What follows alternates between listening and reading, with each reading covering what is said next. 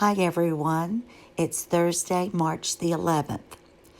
Wow, so much is still going on in the news, so no use waiting. Let's go ahead and get started. Harry and Meghan's connections, accusations, lies, secrets, revenge, and madness. It's Harry and Meghan's world, and we just live in it. Full disclaimer is located in the description. You're now entering the Twilight Zone. This video is for entertainment purposes only. Just a few thoughts. Number one, if Meghan was so troubled, couldn't Doria help her as a counselor? If that's what her mom did as a living, couldn't she have reached out to her own mom? They were supposedly so close. Number two, did she ever find help in Canada or California? In the interview, Meghan tells us about how she felt, very dark thoughts and felt like she wanted to self-harm. Well, hopefully when she left the terrible royal family and got to Vancouver, she was able to find help.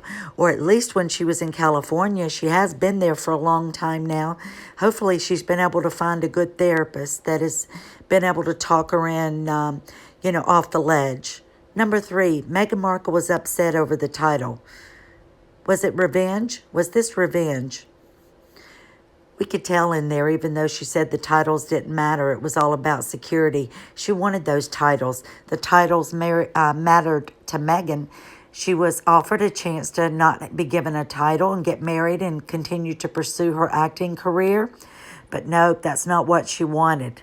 We know those titles mattered. Well, we know they mattered too when her son wasn't named a prince, and we know why. It had nothing to do with Archie or her or the color of his skin. Number four, why is Meghan Markle, a white privileged duchess, using race against the palace? I would think that she's pretty high up. If she was having an issue, she could have spoken to someone about it and something be done. I think everybody was pretty much afraid of her. Number five, why is Meghan's stomach growing large and then smaller within a matter of days?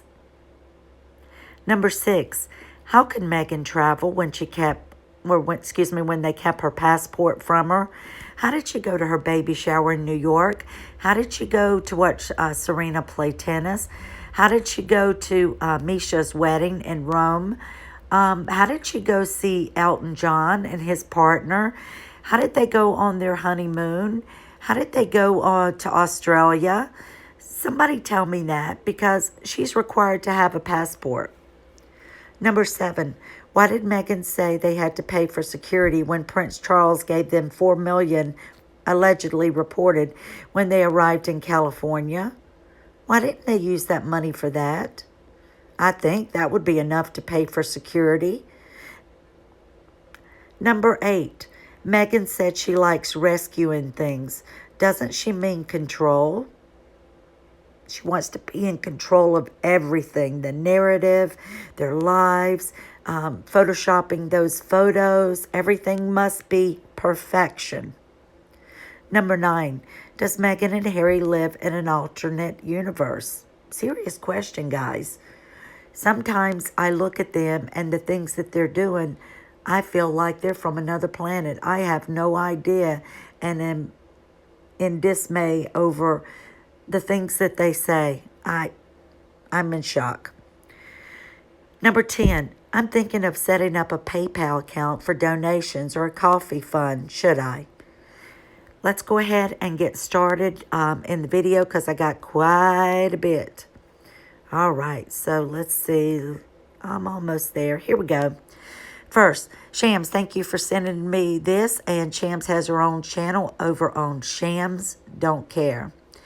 This is Chris Ship from Twitter. So, the Duchess of Sussex formally filed a complaint to @ITV on Monday.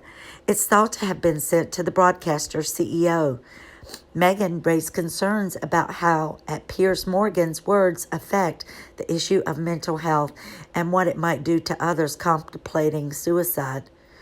If Harry was part of the Heads Together campaign and is supposed to be doing a docuseries with Oprah about mental health, Why did Harry feel afraid to tell anybody about Meghan?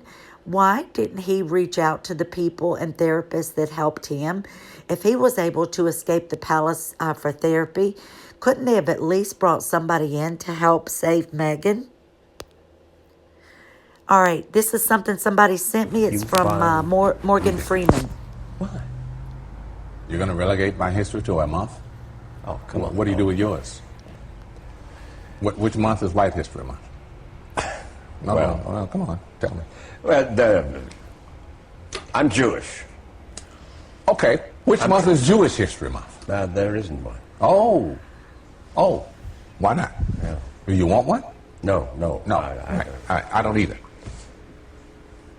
I don't want a Black History Month. Black history is American history. How are we going to get rid of racism? Stop talking about it.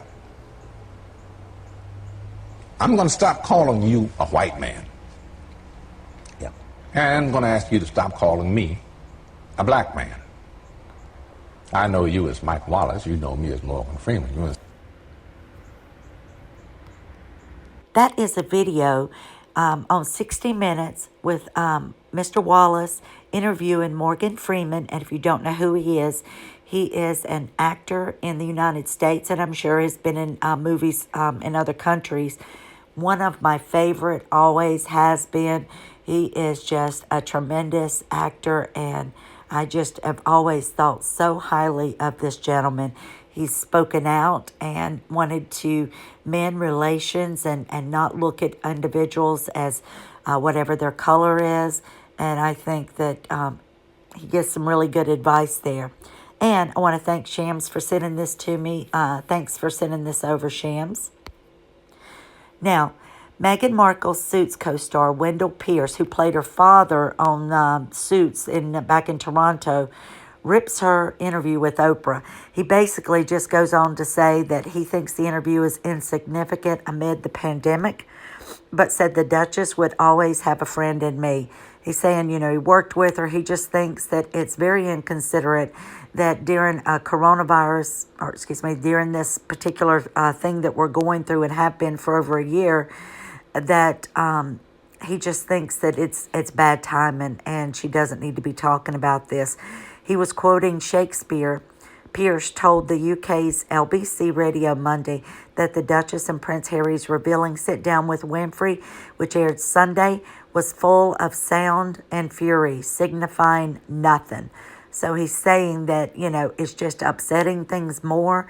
Here again, you're trying to cause a division, and it's just bad timing, and it shouldn't be done.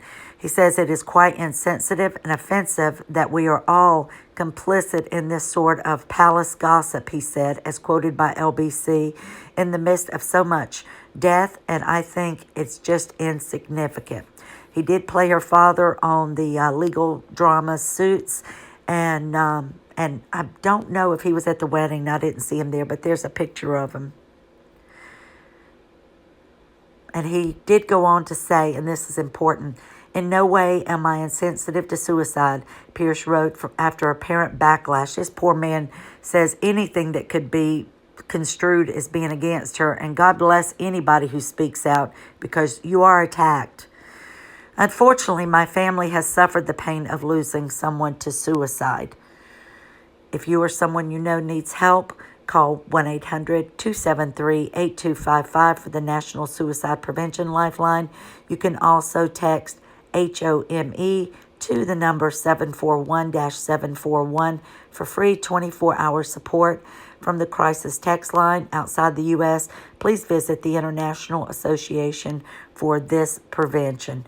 There's a database of resources. I know it's a very serious topic, and I've had people that have died from suicide, and even one during this pandemic. So I know it's a very serious thing, but I don't believe what she's saying. I just don't. That's my opinion, and I'm not trying to tell anyone else what to believe. Did Meghan ever speak out about finding help after escaping the clutches of the firm? No, because it was manipulation to get Harry to leave the UK. She had to convince him that she was in such fear for her life that if he didn't take action and do something, that it was going to end up being another Princess Diana situation. The New York Post report, Meghan Markle's interview was full of bull by Maureen Callahan. And I'll try to skip over some parts. Pity poor Meghan Markle, won't you? And do so as she drops the kind of bombshells. Prince Harry's family is not just openly racist, but that they drove her to consider the S word while pregnant and denied her the help she begged for, that will destroy once and for all any chance Harry has of reconciling with the British royal family. I was planning to say anything shocking, Megs told Oprah. Please, as we all know, Meghan's not that good an actress or a dissembler. Whopper number one, and she goes on to talk about all the different things in here, and I know these are things we've all heard, but it just says she's living her life, starring on a basic cable legal drama. When she got sucked into the vortex of a royal life, castles, riches, titles, instant global fame, a team of servants and advisors. None of these mattered a whit to her. All the grandeur attached to this stuff, said Meghan, has never meant anything. It's not part of the attraction at all, says the woman who invited Oprah Winfrey and George Clooney to her wedding, A-listers she'd never even met. Oh, and let's not forget Buckingham Palace clapback this week, revealing that Meghan had been gifted blood diamonds by MBS after she authorized the blank, or after this guy did, the do away with of the journalist that we've talked about in a previous video. Then she never so much as Googled Harry when they began dating. Well, I think it was in Finding Freedom. Was it Finding Freedom or Lady C's? But I remember reading something that talked about this, and yeah, I believe that somebody said that they had researched each other or looked each other up a little bit. So anyway, I don't believe when she said that she'd never looked him up or read anything. And then no, says Meghan, Kate made me cry. And we know about that story. But let me go ahead and go on because I've got a lot of things to cover. Not since the gripping, not many people have asked if I'm okay amid starving, impoverished children in South Africa. Have we gotten such a tone-deaf utterance from dear old Megs, that perpetual victim? She goes on to say, Meghan does, that the Queen has always been wonderful to me. Of course, she's not going to say anything about the Queen. She's the one that holds the titles. She's the one that holds the big purse strings. She's the one that's 94 years old and has a husband who's just had a heart procedure, who's hoping to turn 100. No, she's not going to say anything about those two, but she does push the other family members under the bus and then leaves us hanging with something somebody supposedly said about skin tone, leaving us wondering who said it, even though we know that, even though Meghan said she heard it a few times, she actually didn't hear it. She later admits that it was Harry that told her, so she got secondhand information. God forbid, you should listen to Harry retell a story after she's grilling him. I'm sure it came out different than the context the questions were actually asked in. Okay, so let's see.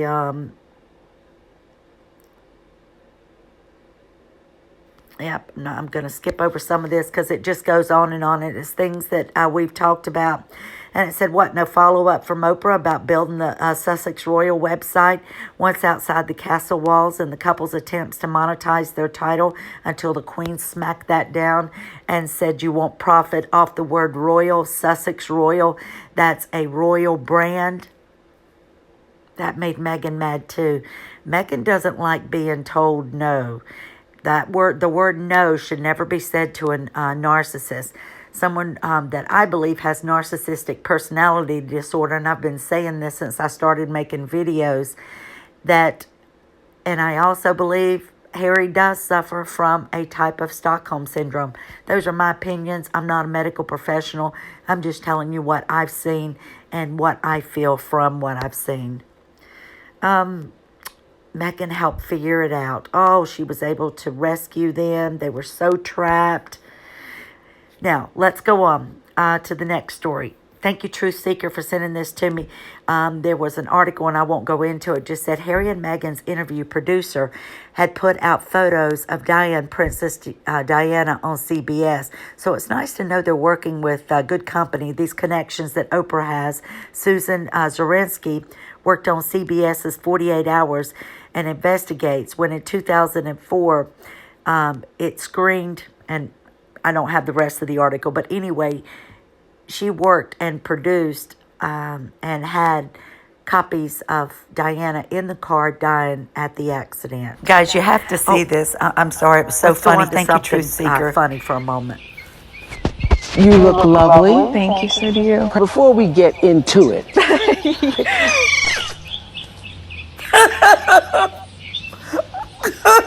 I'm sorry.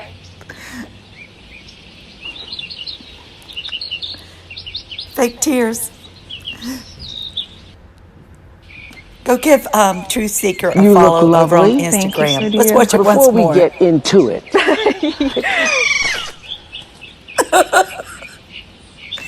I'm sorry. That's the funniest thing. Remember how she said on an interview up and when she was living in Canada that she could turn You on the look tears lovely. in 1, Thank 2, you, so 3 do you. seconds. before we get I'm sorry, that just cracked me up so bad. And we were really pretty serious article. And Truth Seeker 20201 sent that to me today. I thought I would die. Please go on Instagram if you're an Instagrammer and give her a follow. She puts out some really great stuff. She also posted this today, and it's about cancel culture. Piers Morgan leaves Good Morning Britain after refusing to apologize for criticizing Meghan Markle. And then we know what happened with a news weatherman on there and how he was gaslighting Piers. Well, Piers left the stage, went back on, and I sent this to all my subscribers. So if you subscribe, I'll send you out free things and notices that maybe aren't in the video or before I put them out. Winston Marshall takes a break from Mumford and Sons after leftist mob cancels him for just liking a book called Unmasked. There's all kinds of people, whether they be in entertainment, especially Hollywood. If you stick up for the right winged people, then they hit you hard. So could we be next? Any of us could be. This could be any one of us tomorrow. And this is what is scary and why our free speech is so important, that if we keep letting our countries set about laws that prevent free speech, we can be canceled at any time, and we can't let them get away with it. Thank you, Truth Seeker. Oh, she also sent me this. Thought it was funny. Britain's response to Meghan Markle and Harry's Oprah interview. Thank you so much. I'm telling you, that video of the bird and hearing the birds in the background, oh, you got to watch that again. I'm sorry. That'll always be one of the best videos. All right, Meghan is lying, evil woman playing the race card, says Simi Garwell. I don't know her. This is written in the Express Tribune, but I'm gathering she's well known, maybe an actress. I think it says in here, yeah. Indian actor, director, producer, wow, and a popular talk show host, Simi Garwal, has penned her 2 cents on the recent Meghan Markle and Prince Harry interview, which is blowing up the internet.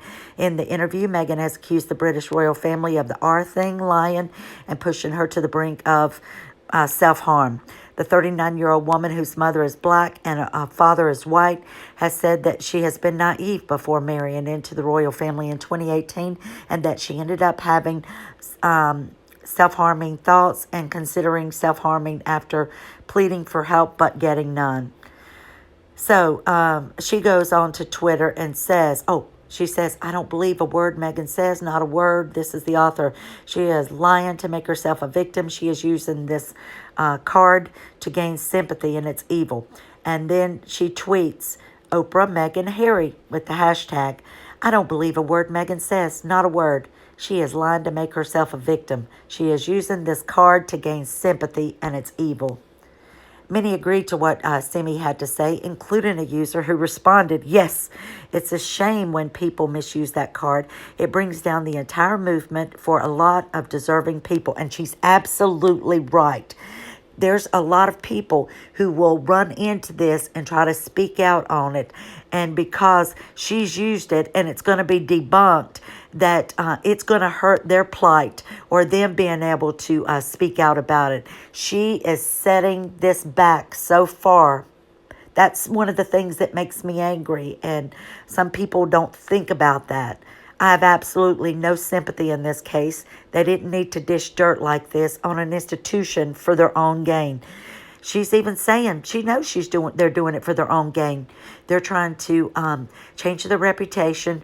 Meghan put out so much stuff over this last year, and she thought it would help, and it made people turn on her. It made people sick of seeing them in the news and reading headlines about her, that this was her last resort. She's pulling out. This is her ace in the hole, and I don't think it's worked for her, but she was left with nothing else. But she waited till she knew that they weren't coming back. She waited that whole year before she told them, because she wanted their support and any of the privileges she could get.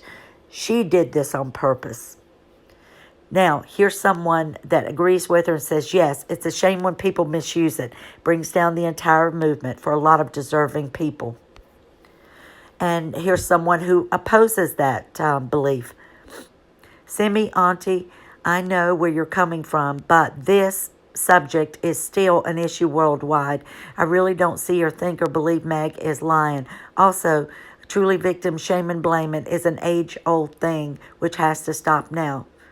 Sure, it can be it's an age-old thing, but it also should be called out if someone is using it to gain sympathy, to put out misinformation, and to affect people's opinions about them, and to send bad opinions, try to form bad opinions or get people to about the royal family. Even the BLM co-founder, Oprah Tometi, calls for a boycott of the royal family after Meghan's bombshell claim about concerns over Archie's skin color. This makes me angry too. So this is the other thing it does. It brings people out of the woodwork that want to jump onto this cause and go and attack and cause more divisiveness. Now, let me ask you something.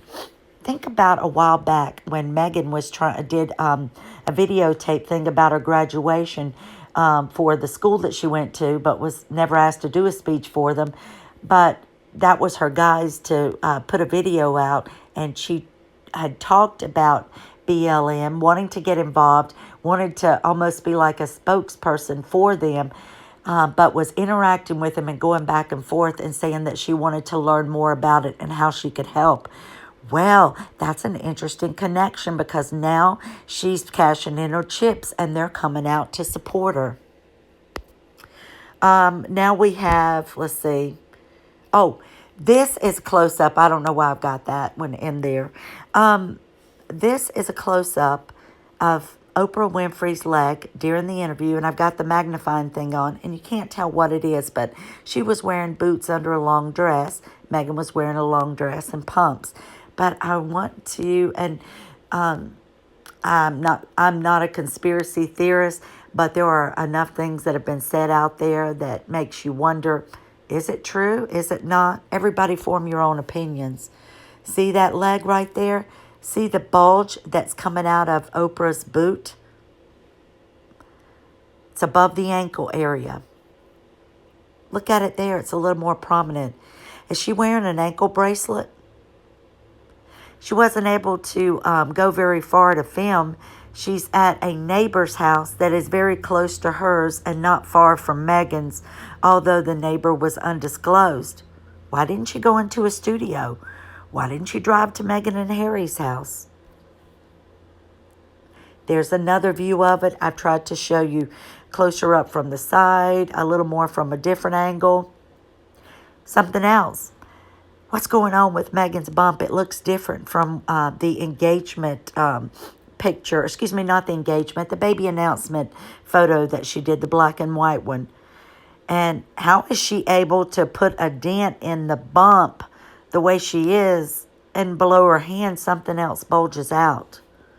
And really what's going on here, good Lord? Has something come unsnapped, unfixed? Has something deflated? Is something being tucked under? I don't have a clue what's going on. I didn't do anything to this photo but zoom in on it. This is a different angle too. Oops. Oprah used her dress tail to cover up her boot. She noticed that it's showing. The bump on Oprah's ankle can still be seen. Eventually, all will be revealed. You can look through the sheer nature of the fabric, and you can see the bulges up there. Now, I want to give you another side of it. Oops. Oh, see it? Guys, is that just a crease? I don't think so. No, Oprah wasn't wearing an ankle monitor during the Harry and Meghan interview, says Snoops and the person who wrote this. Oprah Winfrey wore a GPS ankle monitor during her interview with Prince Harry and Meghan, Duchess of Sussex. Snoops says that it's false. As we have previously reported, this is from Snoops, QAnon followers generally believe that various Democratic legislators and A-list celebrities are part of a, and look at the word, starts with an S, next word starts with a C, next word a P, and the last word is ring. So look at the last four words so I don't have to say them out loud. One is when somebody worships something other than God. One means eating flesh. Another one means harming someone and it being against the law. But Winfrey wasn't wearing an ankle monitor, nor is she being GPS tracked by a fictional Q character and a former president. So I'm not telling you what to think. It's just my husband saw it and he pointed it out to me and said, is that something on her ankle? So standing with him and having that up, I just went back and snapped some pictures of it off the TV. So please leave your comments. Like if you enjoyed the video. Don't forget to give me that thumbs up. Share it. Show me some love. And just let me know in the comments. The comments do post on a delay, but they always get posted. So come on. It doesn't hurt. Give me a thumbs up on it. I work really hard on the videos.